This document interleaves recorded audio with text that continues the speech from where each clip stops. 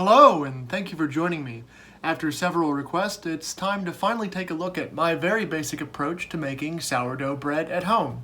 Now, I am by no means a professional bread baker. I have a lot of respect for those professionals, and I don't want to pretend like I'm the ultimate authority here. But after a lot of practice, I feel like I'm finally at a place where I'm getting consistently nice loaves, and I'm happy to share with you how I get there.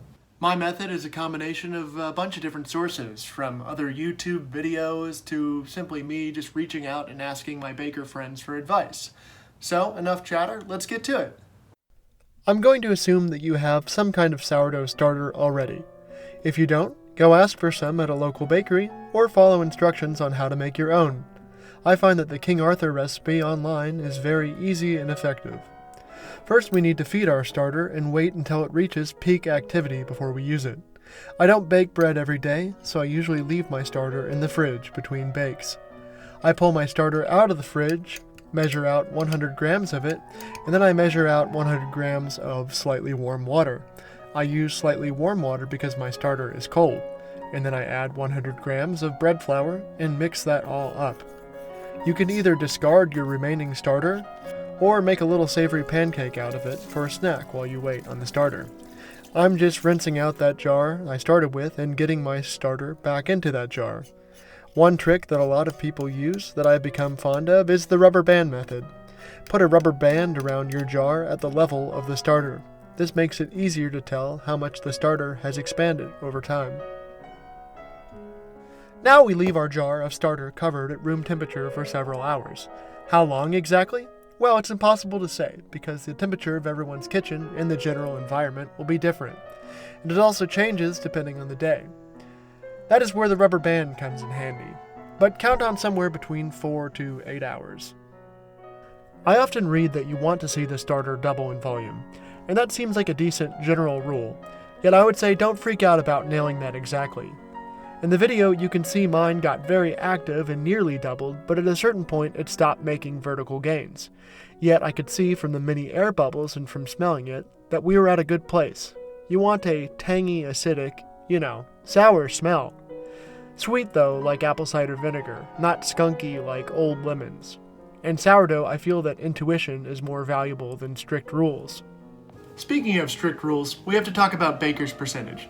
This is the most common and precise way to determine your ratio of flour to water to starter and salt. I know in some of my previous videos, some of you have expressed not wanting to hear measurements by weight or in the metric system, so I usually try and mix it up. But when it comes to bread making, it's really essential to have a scale. So go out and get one. They're very affordable and you'll find many uses for it beyond just bread baking. First, let's talk about our flour. I usually only make one loaf at a time, and for that I use 500 grams of flour. You could just use 500 grams of white bread flour, but I rarely make pure white bread these days. One of the joys of making your own bread is getting to add what you want. But how much should you add when it comes to other flours? Well, we can use percentages to be our guide. As I said, I'm using 500 grams of flour. And for casual baking, I usually do about 80% white bread flour. We calculate that by simply multiplying 500 by 0.8 and get 400.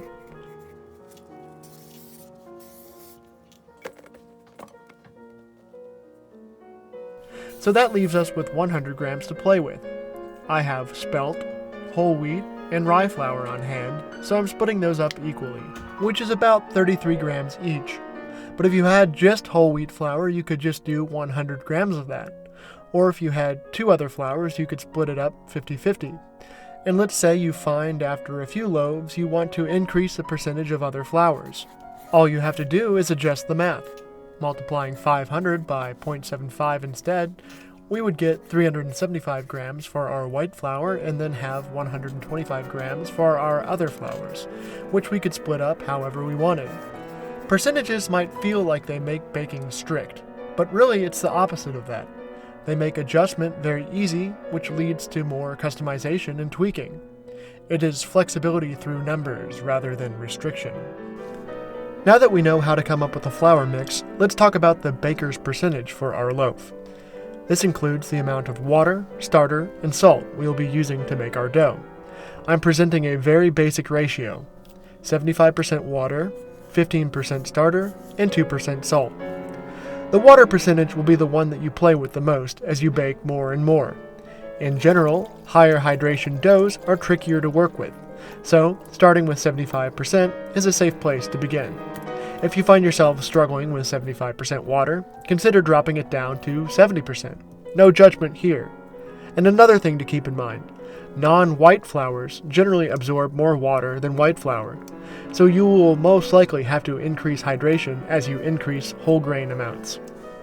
So with 500 grams of flour, I just go down the list. 75% hydration gives me 375 grams of water. 15% starter gives me 75 grams. 2% salt means 10 grams of salt. That's all there is to it. Alright, enough numbers. Let's get to the fun. Once we are feeling good about our starter, measure out the water for our bread. For 75% hydration on our 500 grams of flour, that means 375 grams of tepid water. Now with my bowl on the scale, I weigh out my 75 grams of lively starter into that water. One thing to keep in mind when you weigh your starter, the rubber band trick should be enough to ensure you have an active enough starter. But one last way to check is by seeing if the starter floats in the water. If you get no flotation, you should discard that water and starter mix and give the starter more time to become active. But I bet your starter is doing just fine and floating nicely. Now we just break that up with our hands and then incorporate it into our flour mix. Because I usually only make one loaf at a time, I just go at it with my hands, making sure to scrape the dough from my fingers when I'm done. I also like to take a plastic bench scraper and scrape down the sides of my bowl to get those loose fragments of dough, and that just makes cleaning up easier at the end also. Now for the easiest step in the process, the autolyse. All we do is let this mix of flour, water, and starter hang out at room temperature for about 30 minutes. This gives the starter time to get to know the flour and allows for the beginnings of some gluten development. After the autolyse, it's time to incorporate our salt. I usually dissolve my salt in 30 grams of water before I incorporate it, but this does adjust the hydration level slightly. So if you want to keep yours right where it is, you can just go in dry, but just make sure it gets evenly distributed.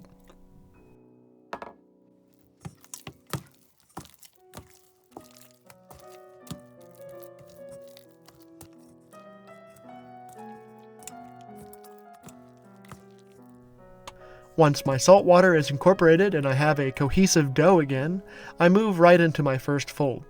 The dough is very loose at this point, but I begin to reach under it. I get about 4 fingers of it, pull it upwards, and lay it down on top of the dough mass.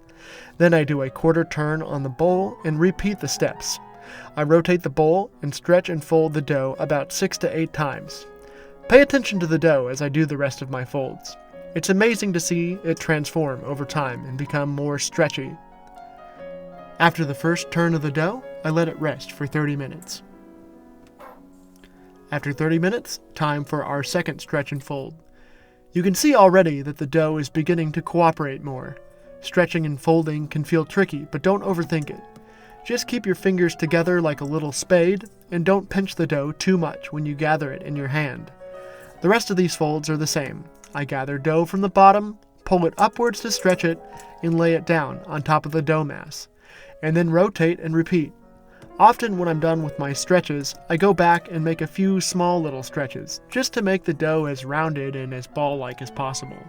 Now we cover and let the dough rest for another 30 minutes.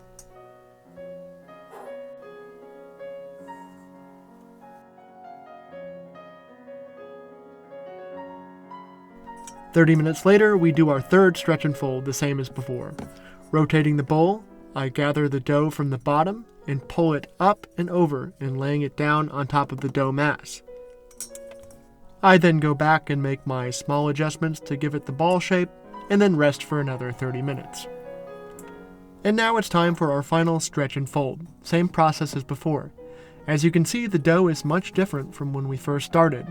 It has really gained a lot of elasticity, and it really holds its rounded ball shape once we take our hands off of it.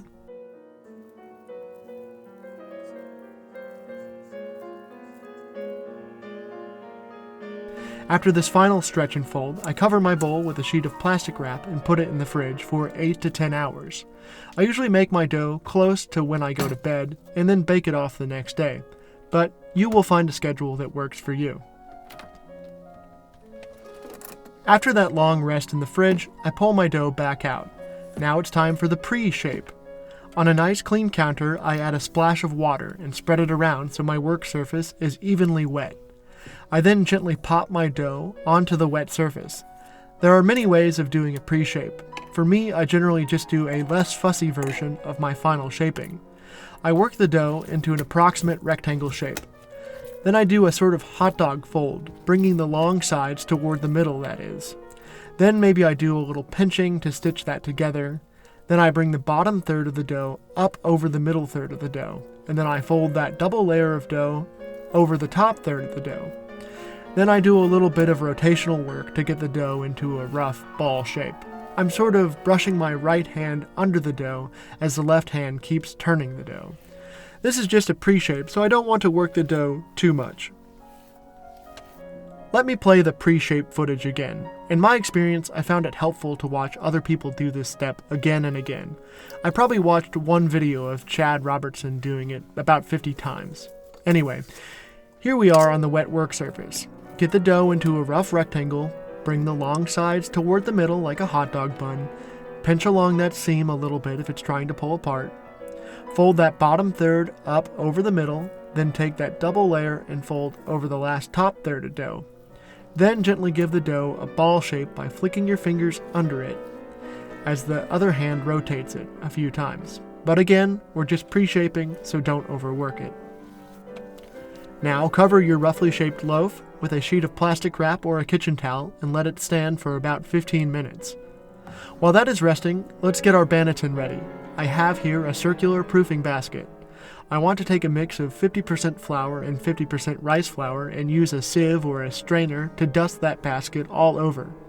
Make sure you don't just hit the bottom, but also around the sides, because this dough is going to expand. And there is nothing worse than getting this far along in the process and having your dough stick to the banneton. For a while I was just using flour to dust my bannetons, but then my friend Petra gave me the pro tip to use rice flour and a regular flour blend, and it has helped so much. After our 15-minute bench rest, this is what our dough looks like. It is really pancaked out and seems to be saying, "I'm ready for my final shaping." We used water on the bench for our pre-shape, but now I'm giving myself a light dusting of bread flour. Now I will flip my dough over so that the top of it is face down in the flour. This keeps the raw flour on the outside of our dough as we form our loaf. There are many ways to pre-shape, and just as many ways to shape. I'm basically just doing the same thing I did for my pre-shape. I bring the long sides to the middle of the dough, stitch it together a little bit, bring the bottom third up over the middle of the dough, and then pull and stretch that double layer up over the top third of the dough. Then, using my bench scraper, I do the same technique as I was doing with my hands for the pre-shape. The bench scraper is angled down, and I flick it down and out as I rotate the dough with my left hand. Then, for some final touches, I'm just using my hands to move the dough in the same way. Whatever technique you end up doing, the goal here is to build surface tension in the dough, and to keep that seam at the bottom of the loaf. Give it a poke to see if it's nice and tight. I still have a lot to learn in the ways of shaping and forming, but that's just the magic of the bread journey. With our loaf formed, we just want to let that sit for 30 seconds or so the seam has a moment to set up. Then I get my banneton in position. I then give my hands a little bit of flour and use my bench scraper to flip the dough into my hand, and then using both hands, I set the dough gently in the banneton. Keep in mind we want the top of the dough ball to now be on the bottom of the banneton. After it proofs, we will remove it from the banneton, and the top will once again be, well, on top. Now I just cover this with a towel and let it proof. How long exactly? Well, we get into the issue of varied environments again. As with the starter, I would plan on anywhere from 4 to 6 hours. After 3 hours, start to keep an eye on it. I use sight and touch to determine if it's ready. Visually, it should experience a significant increase in volume, basically filling out the banneton. For touch, I use the poke test. The dough is sticky, so I give myself a little dust of flour, and then I give it a poke. The indentation should spring back about halfway. If it springs back completely, it can use some more time. And if the indentation doesn't spring back at all, well, you probably overproofed your bread. When I see the dough has expanded significantly, but the indentation is still springing back completely, I know I'm getting close to baking. So at this point, I want to set my oven to 500 degrees Fahrenheit, or 260 Celsius, and I load my Dutch oven into the oven. Ideally, we want our Dutch oven to preheat for an hour, so remember to give yourself a head start on that process when the dough is getting close. Sometimes when I get in a pickle and have less time, I'll turn the oven on and then leave the Dutch oven on a burner on a medium-low temperature for about 10 minutes before putting it in the oven. This way, the iron is super hot when the oven reaches temperature, and you know both elements are nice and hot. But today I wasn't in a pickle, and my Dutch oven had the full hour to preheat. And going in for the poke test, I see that the indentation springs back only about halfway. We are ready to bake. I like to work quickly at this point. I pull my hot Dutch oven out of the oven and remove the lid. Using a piece of parchment paper and my hand, I gently flip the dough out onto the paper.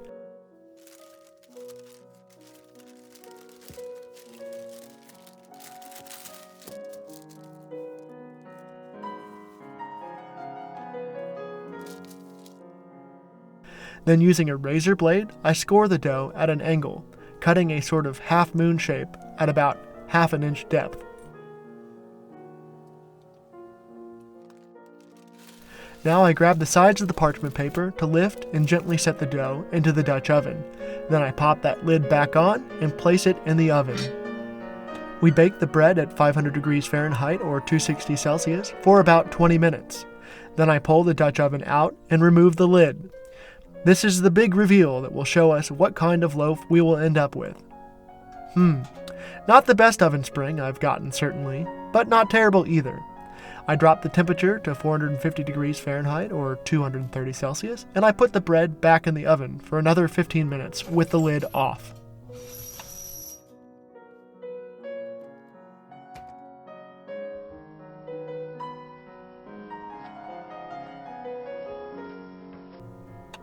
See how the color of our bread has deepened after that 15 minutes of uncovered baking? We're almost finished. One trick I like to do to really set the crust is to cure the loaf. I kill the heat on the oven and then place just the loaf of bread back in the oven and crack the oven door slightly. I let that rest in the cool oven for about 15 minutes, and then it is on a wire rack to cool completely before we slice into it. I know it's tough to wait, but it's important for the crumb to set up. And that's all, folks. That's all. That is how I make my sourdough bread at home. I didn't make the most beautiful loaf today, but variation and unpredictability is the name of the game when it comes to sourdough. It's important to keep that in mind. I could have filmed a bunch of bakes until I got a perfect one and then pretended like that is how they always end up, but I think honesty is the better policy. Even if you don't get a perfect oven spring or a big beautiful ear on your bread, the bread you bake at home will be beautiful and delicious. So much more tasty than anything from the grocery store, and on top of that, the process of making bread from start to finish is rewarding in itself. Even with an imperfect loaf, I guarantee you that you won't be thinking much about that once you get it sliced up and you get a little butter on there, or maybe a little pesto, or maybe some homemade jam. At that point, you'll be thinking, wow, I made that. So thank you for joining me today. I've been putting off this video for a while because I knew it seemed like a simple task from the outside, but once I got into it, I would end up having a lot to say. And yeah, I ended up writing about 6.5 pages for this script, and that's single-spaced. But I hope you enjoyed the journey, and even though there are bajillion sourdough videos out there, I hope I was able to bring something new or at least something enjoyable to the discussion. And ultimately, I hope you bake some bread. It really is one of the most rewarding cooking projects you can take part in. If you enjoyed this video, please do me a favor and hit that thumbs up button. And if you haven't already, click subscribe as well. And if you have any questions or comments, don't be shy in that comment section down below. I love hearing what people think of my work. Until next time, cheers.